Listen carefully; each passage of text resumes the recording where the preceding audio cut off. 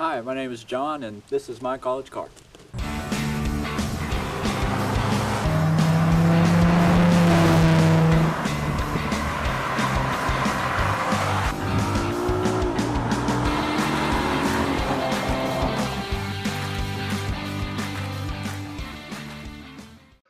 It's square. It's green. It's everybody's favorite box on wheels. The Honda Element, ladies and gentlemen. Hello, Internet, and welcome to another episode of College Cars. This is a 2005 Honda Element EX that belongs to my friend John. It's a crossover, but it more closely resembles an SUV than a car, and that's a positive as far as crossovers go.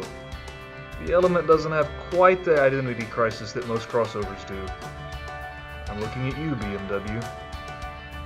As much as an Element can be a driver's car, John's is. All Elements made between 2003 and 2006 came with the K24A4 4-cylinder, which makes 160 horsepower and 161 pound-feet of torque. John's Element has a 5-speed manual and the real-time all-wheel drive system.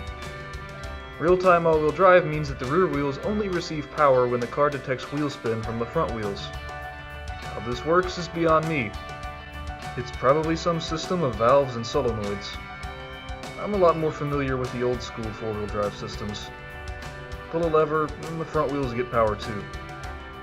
The Element entered the auto market in 2003 and quickly filled a niche that most people probably never knew existed. Kind of like how Apple thrives on the "I didn't know I needed that" principle. The Element sales dropped off drastically after competition arrived from other manufacturers who noticed the demand for a box on wheels. Or should I say cube on wheels, since that's what Nissan called theirs. Scion didn't get very creative either. They just dropped the O from box and switched the order of the B and X. I guess Honda got the Element's name from its resemblance to the periodic table. John has previously driven a Mazda RX-8 and a Honda Del Sol, so it doesn't come as a surprise to me that his dream car is a '93 Mazda RX-7. The Del Sol had previously received the full Fast and Furious treatment, complete with massive wing and gaudy graphics.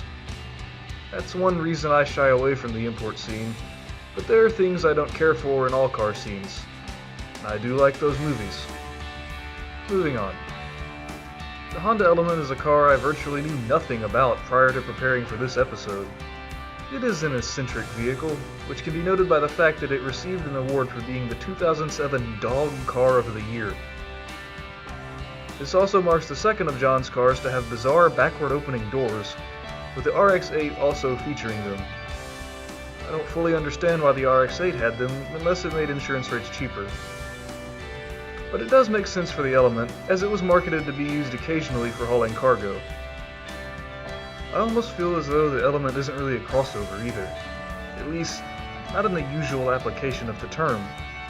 It's not so much a fusion of an SUV and a car, as it is a shortened station wagon.